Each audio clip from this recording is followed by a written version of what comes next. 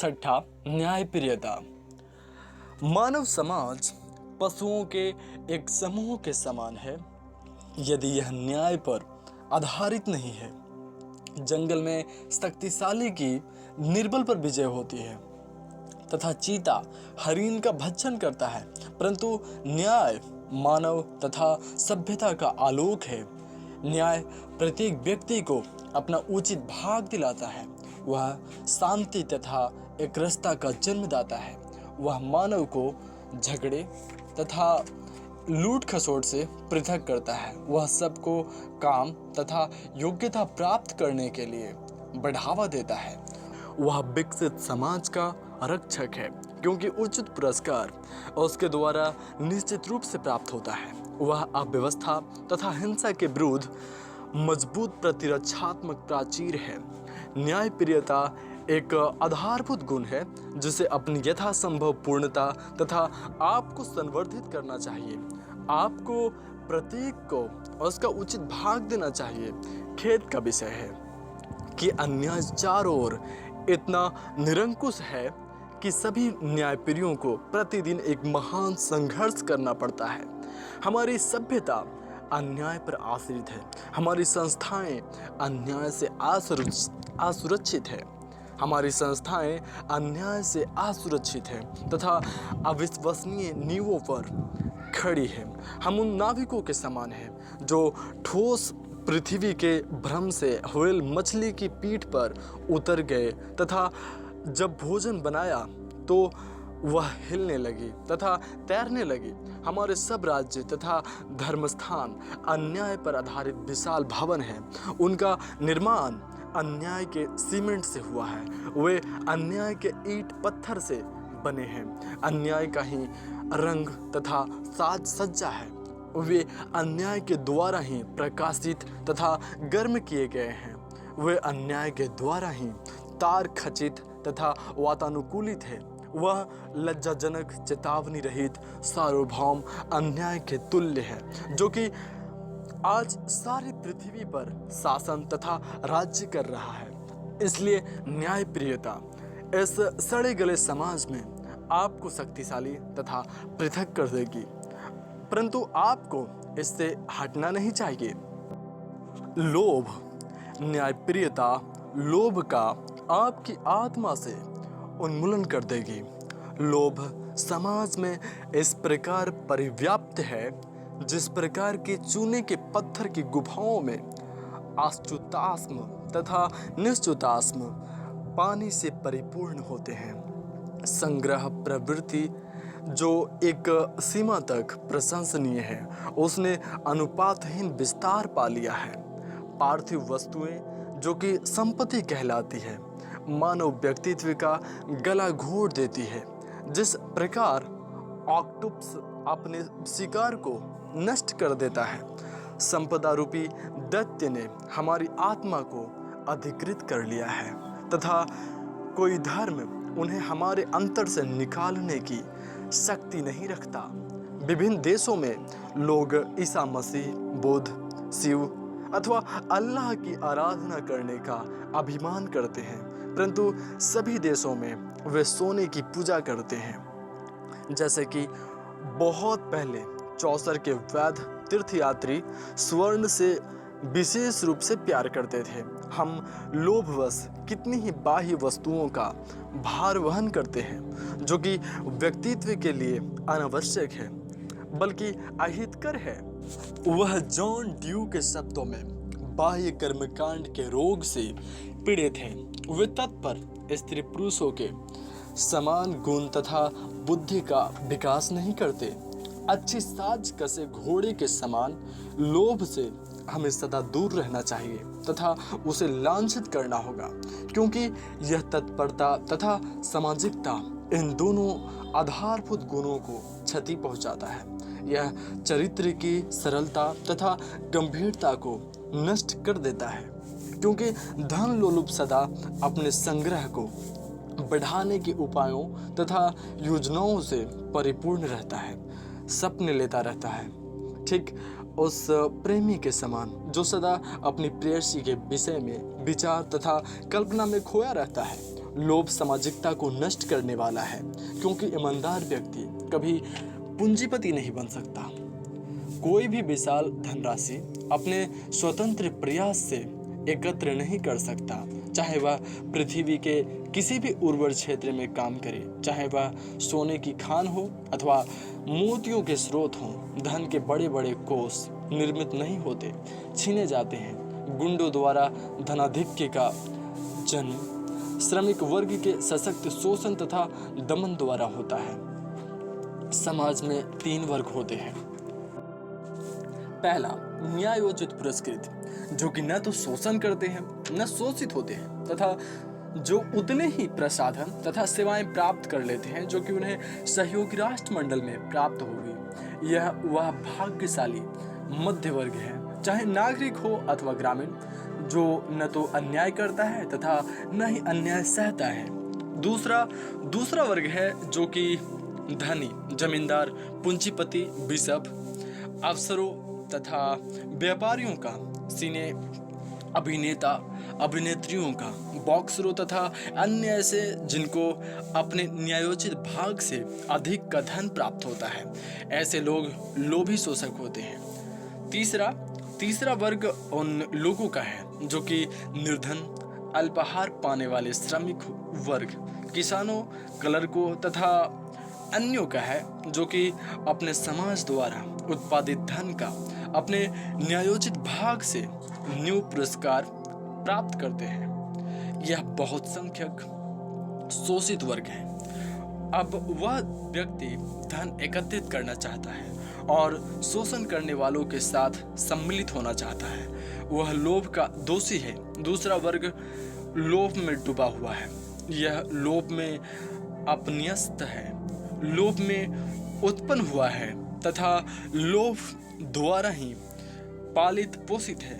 यह धन को ही देखता है, सुनता, सूंघता, स्वाद लेता तथा स्पर्श करता है। धन ही वह हवा है जिसमें वह श्वास लेता है। धन ही उसका दाना पानी है। यह धन के लिए ही काम करता है, कपट करता है, डाका डालता है, झूठ बोलता है तथा धन के लिए रक्त बहाता है। शोषित तीसरे वर्ग को लोभ के लिए दोषी नहीं ठहराया जा सकता। यदि वह अपने न्यायोचित अधिकार की मांग करे, इस वर्ग को पूरा करना चाहिए कि वह अपना पारिश्रमिक न्यायोचित पुरस्कृत मध्यम वर्ग के अनुरूप बढ़ाने का प्रयत्न करे। इस समय वह अन्याय प्रताड़ित है। परंतु यदि कोई श्रमिक लखपति बनने की चेष्टा करे अथवा लॉटरी का टिकट खरीदे, जुआ खेले अथवा पूंजीवादी वर्ग में शामिल हो जाना चाहे, तब वह उतना ही लोभी है जितना कि शोषक। लोभ मनुष्य की आत्मा को जंग लगा देता है। यह अमीर तथा गरीब दोनों के लिए भयंकर पाप है। न्यायप्रियता निम्न मध्यम वर्ग को अपनी आर्थिक स्थिति से संतुष्ट होना सिखाएगी। यह वास्तव में बहुत ही अल्पसंख्यक लोगों को अपने न्याय से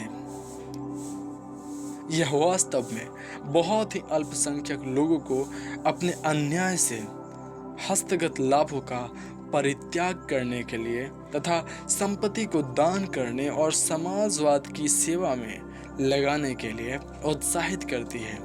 शोषित वर्ग न्याय के प्रेम से प्रेरित होकर अपनी आय बढ़ाने के लिए संगठित तो होगा, परंतु यह ऐसे लोभी व्यक्ति जो अपरिमित संग्रहवाद की प्रवृत्ति रखते हैं, उनसे संबंध विच्छेद भी करेगा।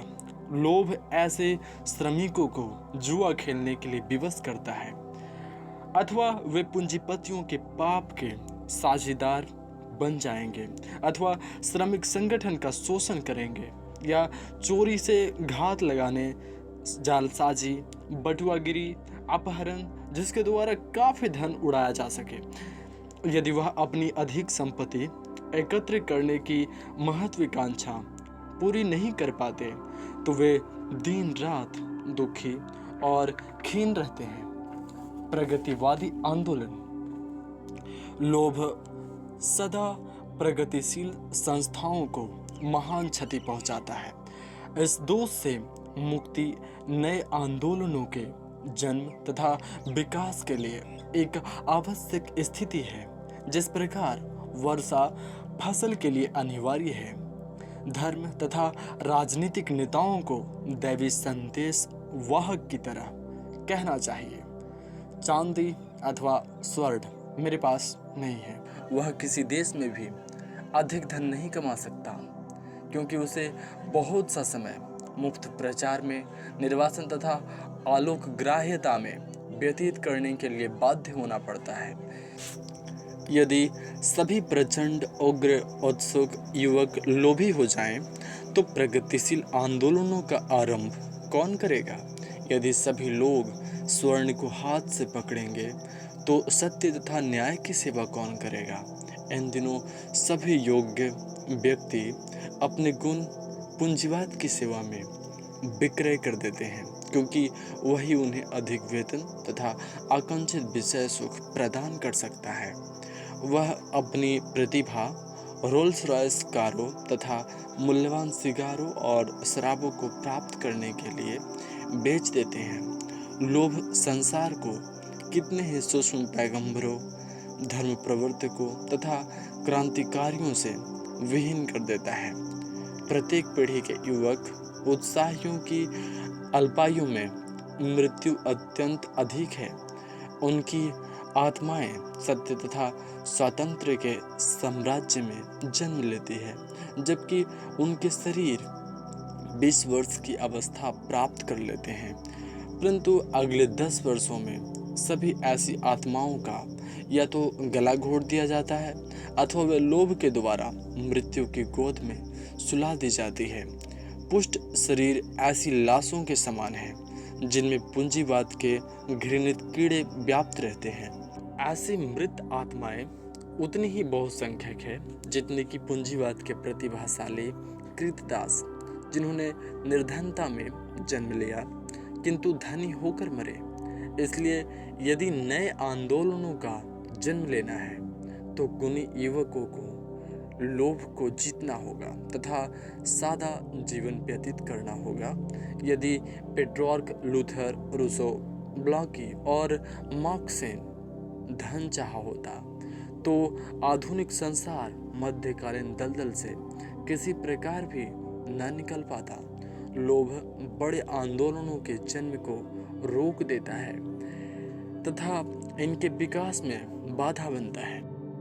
राजनीतिक आंदोलनों के अग्रणियों तथा देवताओं को निर्धनता में दिन काटने पड़ते हैं, क्योंकि कोई भी संस्था ऐसी नहीं जो उन्हें स्वेच्छा से वेतन दे सके। वह धन की प्राप्ति नहीं कर सकते, क्योंकि वह उन शक्तियों की सेवा करने से इनकार करते हैं जो कि स्थिति होती है। उनकी पक्षपाती कम होते हैं तथा ऐसे आंदोलन सदा आर्थिक संकट में रहते हैं। केवल अमीर स्त्री पुरुष जो कि लोभ से मुक्त है, नए विचारों तथा आदर्शों को व्यस्कता प्रदान कर सकते हैं। लोभ इस प्रकार के नए आंदोलनों का शत्रु है जिनके बिना मानव समाज गतिहीन हो जाएगा।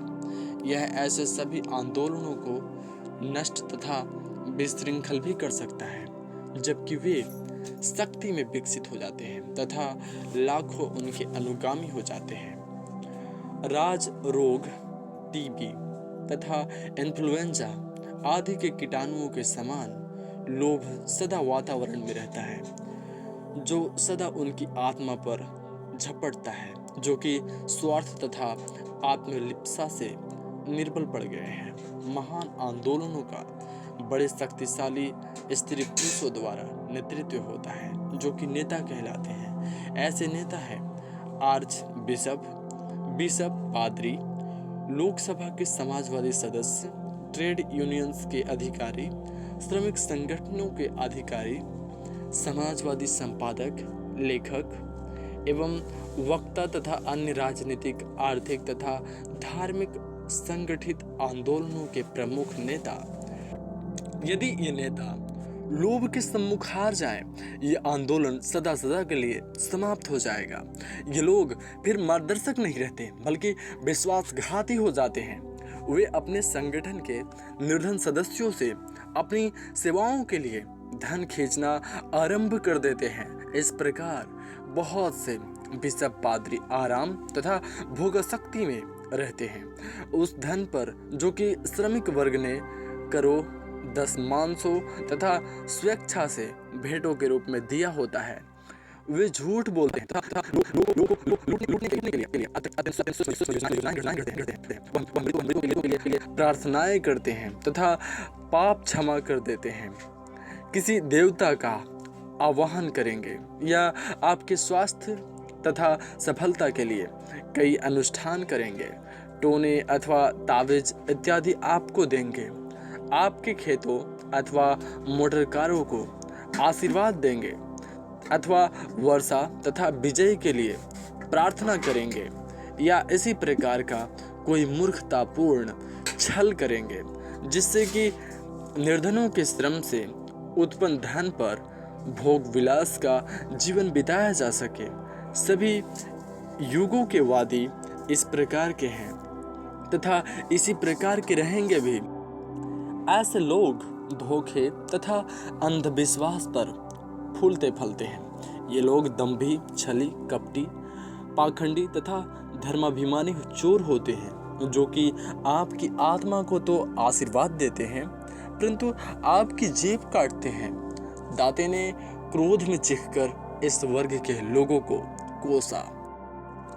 आपने अपने लिए एक सोने तथा चांदी का परमात्मा बनाया हुआ है। वे अज्ञानी एवं मूर्ख लोगों को लूट लेते हैं तथा वे इससे भी अधिक बुराई यह करते हैं कि वे संपत्तिशाली वर्ग की गरीबों को लूटने में सहायता भी करते हैं। वे अपहरण प्रिय राजाओं, भूपतियों तथा पूंजीपतियों के विषय में जनता में यह प्रचार करते हैं कि वे परमात्मा द्वारा प्रबंधकर्ता तथा नेता नियुक्त किए गए हैं। विनम्रता, आज्ञाकारिता बड़े भारी गुण हैं तथा निर्धन लोग स्वर्ग में पुरस्कृत होंगे। उन्हें धनी लोगों पर आक्रमण नहीं करना चाहिए। इन विनम्र तथा मधु भरे शब्दों से सभी धर्म संस्थाओं के पुरोहित श्रमिक वर्ग के मनों को चमत्कृत कर लेते हैं। वे सदा देश के शोषक वर्ग के सहायक अथवा साझीदार रहे हैं।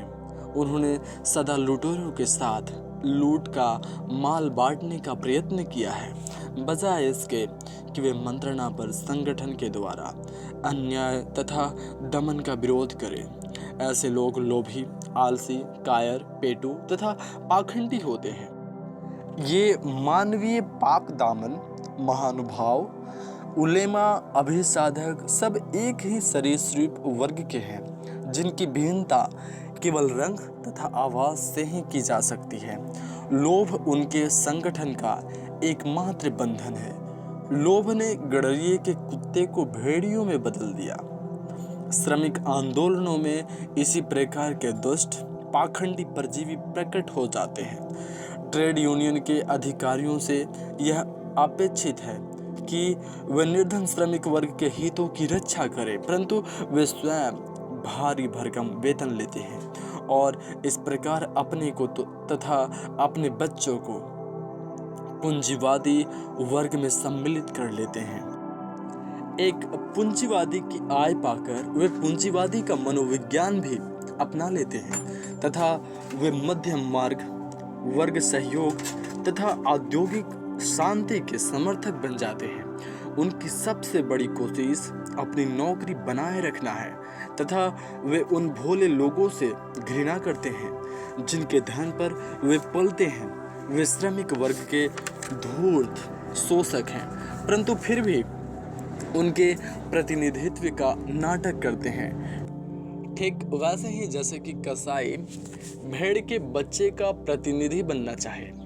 एक ट्रेड यूनियन अधिकारी 10 सहस्त्र पाउंड की हेराफेरी कर गया। मूर्ख श्रमिक इस प्रकार दोहरे ढंग से लूटे जाते हैं। वे इन मृदु, चप्पल, अच्छे वस्त्र पहने दुष्ट लोगों का वेतन जुटाते हैं तथा अपनी मध्य मार्ग वाली नीति के कारण बहुत से अवसर खो देते हैं तथा समझौते इन आंदोलनों पर लाद देते हैं। लोभ इस प्रकार बहुत ही कर्मठ तथा बुद्धिमान ट्रेड यूनियन सदस्यों को, जो श्रमिक वर्ग के मार्गदर्शन तथा सेवा के लिए नियुक्त किए जाते हैं, भ्रष्ट कर देता है। समाजवादी राजनीतिज्ञ भी लोभ के वशीभूत हो गए हैं।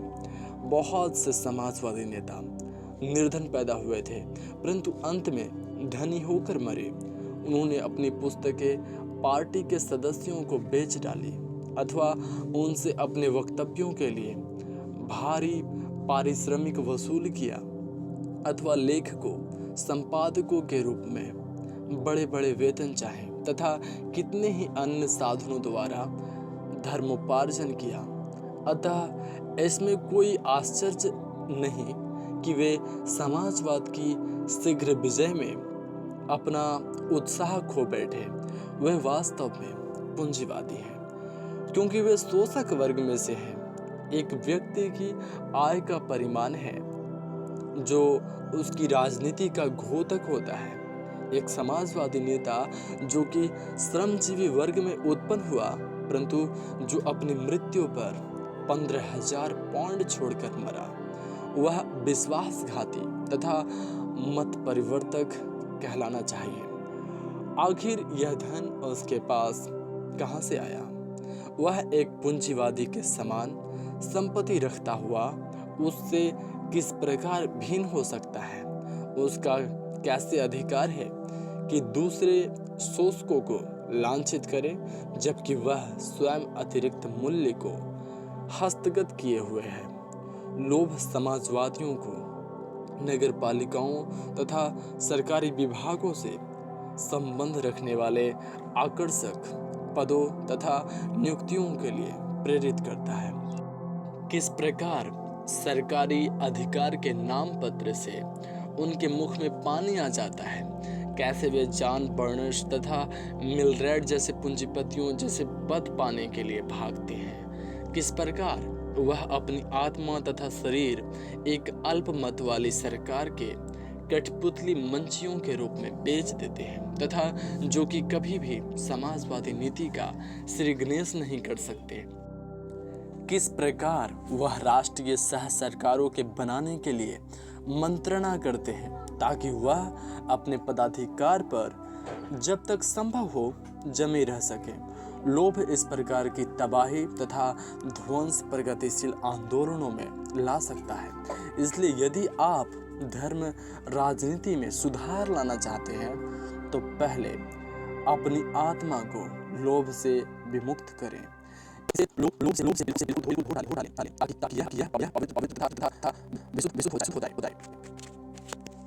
चोरी न्यायप्रियता आपको दूसरों की वस्तुएं चुराने से रोकेगी। चोरी एक ऐसा पाप है जो सामाजिक जीवन को असंभव बना देता है। एक ईमानदार कार्यकर्ता को अपने निर्धन साथियों के धन, वस्त्रों तथा सिगरेटों को तथा उनकी अन्य वस्तुओं को नहीं चुराना चाहिए। समाजवादी समाज में भी चोरी एक ऐसा बड़ा गंभीर अपराध माना जाएगा। ऐसा व्यक्ति जो कोई भी वस्तु भंडार से नियमों के विरुद्ध लेगा चोर कहलाएगा। ऐसे समाज में भी लोभ को जीतना होगा। कैबेट एकारियन के समाज में ऐसा पता लगा कि कुछ लोग वर्कशॉपों से नाना वस्तुएं तथा मैगजीन अपने बच्चों को देने के लिए उठा ले जाते हैं। कुछ लोगों ने शराब की बोतलें अपने कमरे में छिपा ली। मानव की आत्मा से लोभ का उन्मूलन करना बहुत कठिन होता है। जुआ न्यायप्रियता आपको सिखाएगी कि जुआ खेलना एक समाज विरोधी व्यसन है। इसका आरंभ लोभ तथा उत्तेजना प्रियता से होता है। वर्तमान प्रबंध के अंतर्गत यही एक रास्ता अथवा उपाय है कि बहुत से निर्धन व्यक्ति बहुत से साधन इकट्ठे कर सकते हैं। अचानक धन की प्राप्ति चाहे लाख के साथ एक हो, परंतु लाखों में एक अवसर अवश्य है। एक निर्धन लड़की कहने लगी, यह एक आधे क्राउन का तो अवश्य है, जबकि उसने लॉटरी का टिकट खरीदा। जुए को पूंजीवादी व्यवस्था से पूर्णतः हटाना बड़ा कठिन है, परंतु आप व्यक्तिगत रूप से इससे दूर रह सकते हैं। सब खेलों, लॉटरी, शर्त, पासा जो धन के लिए खेले जाते हैं को हमें निरुत्साहित करना चाहिए। इंग्लैंड तथा चीन में जुआ एक गंभीर विभीषिका बन गई है। Professor H.A. गाइल्स लिखते हैं, जुआ चीनी जीवन की एक विशेषता है। एक बच्चा जो केक खरीदने जाता है प्राय 2 का सौदा करेगा।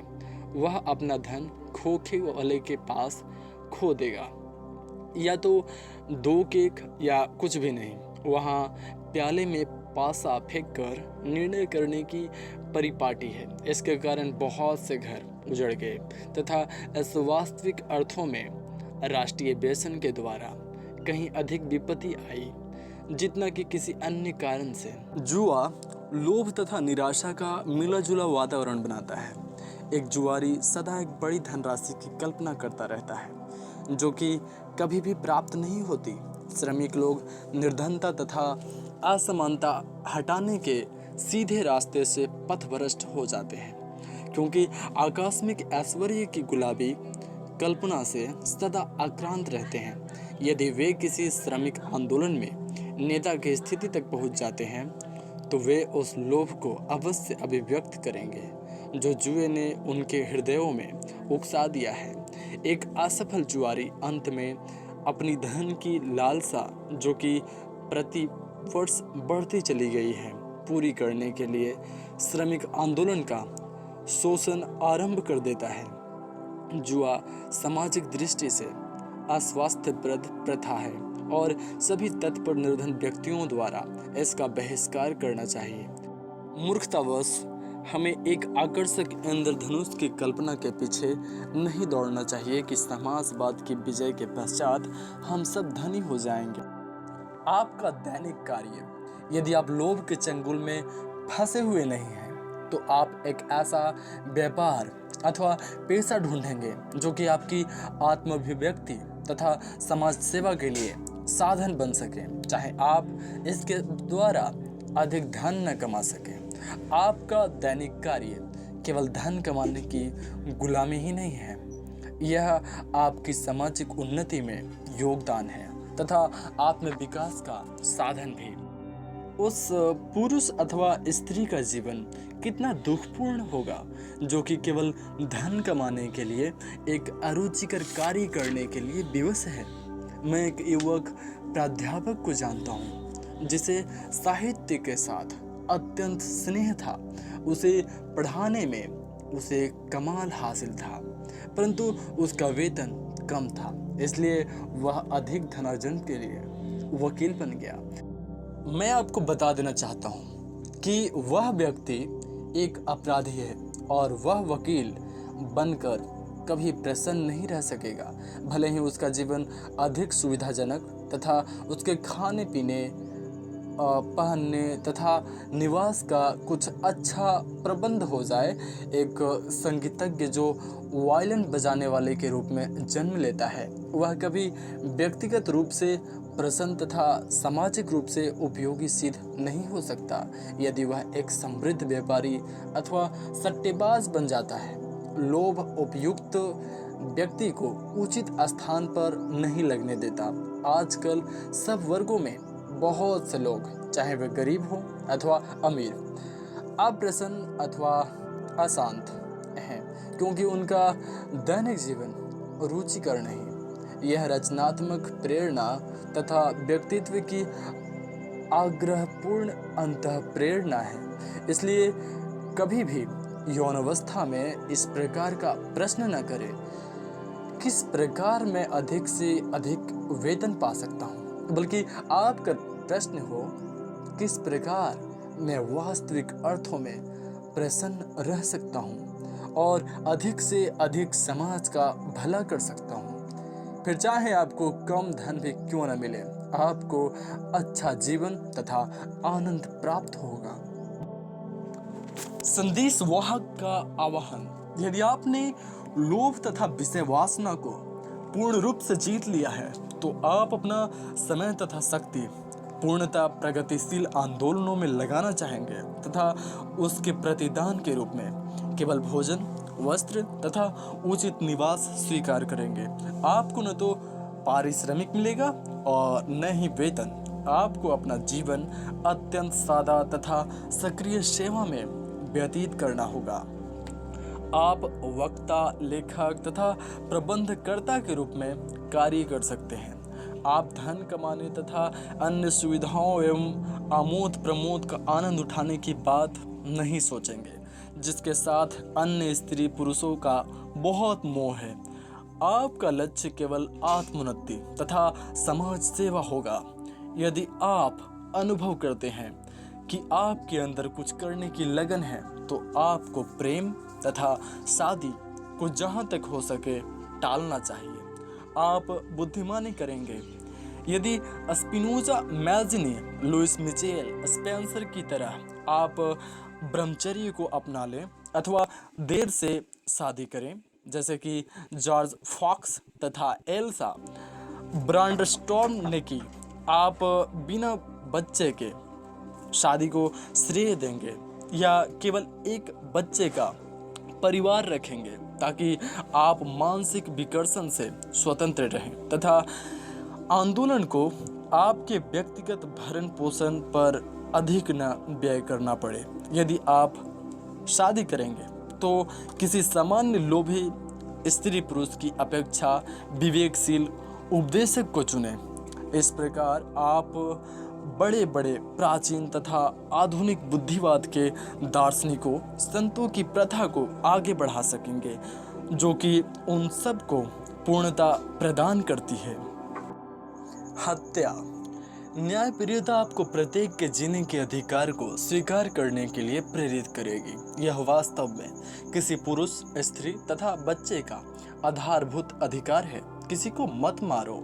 यह उपदेश सभी धर्मों तथा नीतिशास्त्रों का साझा है, परंतु बड़े खेद का विषय है कि हत्या आज भी प्रतिवर्ष हजारों नहीं तो सैकड़ों जाने ले लेती है। आज भी कई देशों में द्वंद्व युद्ध होते हैं।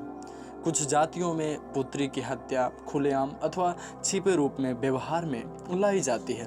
प्रेम में प्रतिद्वंदिता तथा ईर्ष्या हत्या के लिए उत्तेजित करती है तथा विशेषतया उन देशों में जहां मदिरापान आम है, कल्पना को कला तथा साहित्य अत्यंत श्रृंगारिक कर देते हैं। लोभ, निर्धन तथा लालची हत्यारे के हाथ में शस्त्र दे देता है, जो कि स्वयं पूंजीवाद का शिकार है।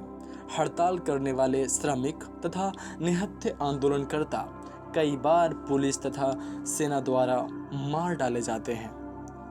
कुछ पिछड़ी हुई जातियों में मनुष्य का मांस भक्षण तथा अथवा बलि प्रथा अब तक प्रचलित है। कुछ सरकारें भी ऐसे अपराधियों की हत्या कर देती है जिन्होंने किसी अन्य मानव को मार डाला हो।